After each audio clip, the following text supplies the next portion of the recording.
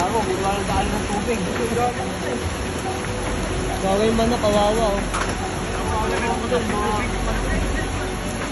Binito na. Ayun yung buhuli ko. Tapos na kung makawala ay makakalipad yan. Ay makakalipad ka sa masaming paksa.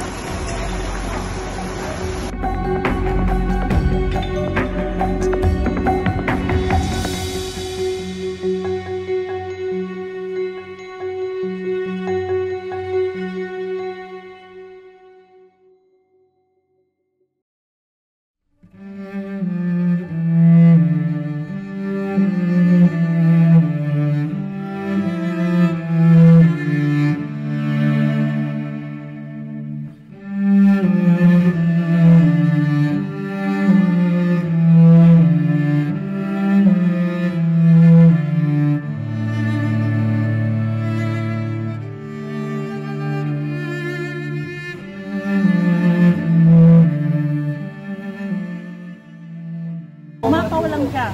Pero ito ang impact ng tubig, tuloy-tuloy siya, gano'n ang bagsak. Umaapaw siya pero ito ang bagsak. Kasi ang laki ng bukas. Kaya inopen nila to para dadan po yung bako. Ay inopen nila. Kaso nilagyan nila ng gate, ng ganito, bibigay po yan kasi impact po ng tubig eh. Kung wala to, kung hindi talaga ito ma-open, walang masisira po ng gamit. Tubig lang.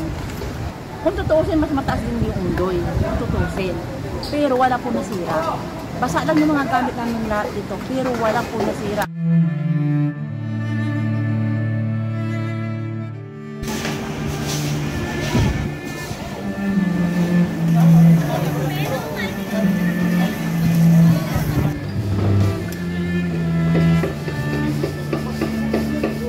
Bigla na lang kung tumaas yung tubig.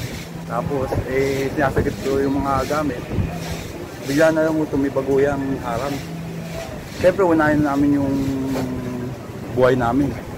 Hindi yun lang namin naisagip yung mga gamit namin. Yun na natira. Tapos, biglang bulusok yung tubig. Diyan ang pasok ko muna. Yung pagkawasak ng pader na yan. Yung ginawa nilang pinto, yung pag-ano ng pagdaan.